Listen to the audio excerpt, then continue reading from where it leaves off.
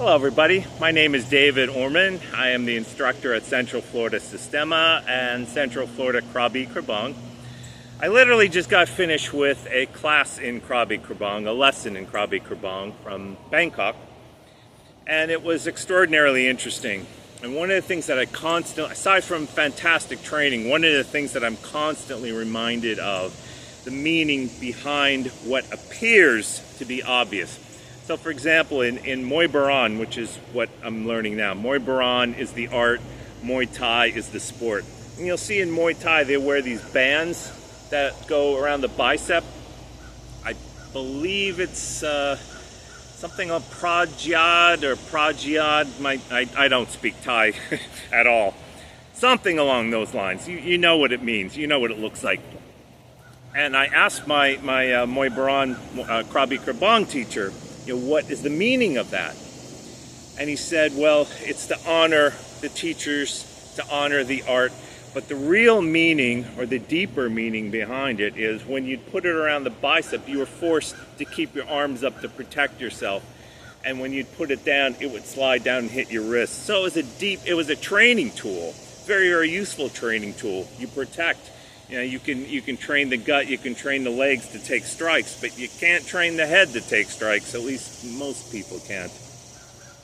And it got me thinking that oh, and he also mentioned that sometimes, now they're usually used with some degree of cloth or rope, but prior to that they were used with metal, and they would either put metal in or use thin metal and twirl it. And it would offer some degree of protection against a sword strike in Krabi Krabong, but the main purpose was the training purpose. And it got me thinking about how often what appears to be obvious, what appears to be ineffectual, what appears to be even useless, has so much more meaning behind it. And there are those people who are willing to dig deeper, to go down the rabbit hole, to find out what it's really about. And the only way you really find out what it's about is to actually experience it. And then there are those who they see the 30-second clip, the 10-second clip, whatever, on YouTube or whatever platform, and they already know. It's very unfortunate that YouTube is kind of a double-edged sword. One, it introduces you to new things you may have never come across before. And then number two, it unfortunately allows those whose maybe ego is out of control to draw conclusions which they have no knowledge of. I find that with Sistema, I find that with Aikido, some of the internal arts. And like I said, it's very unfortunate. There are those who will explore it and find, you know what, this isn't for me. Great, you tasted it. You tasted the dinner before you decided it's not for you.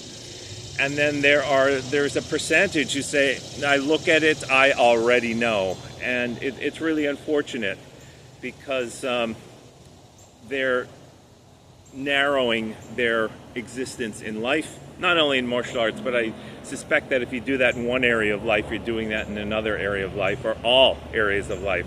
And so your world becomes very narrow. And to me, martial arts are all about expansion, expanding your world, expanding your skill set, expanding your student base, whatever the case may be. And if you don't stay open to things, and if you don't actually experience things, you will never know.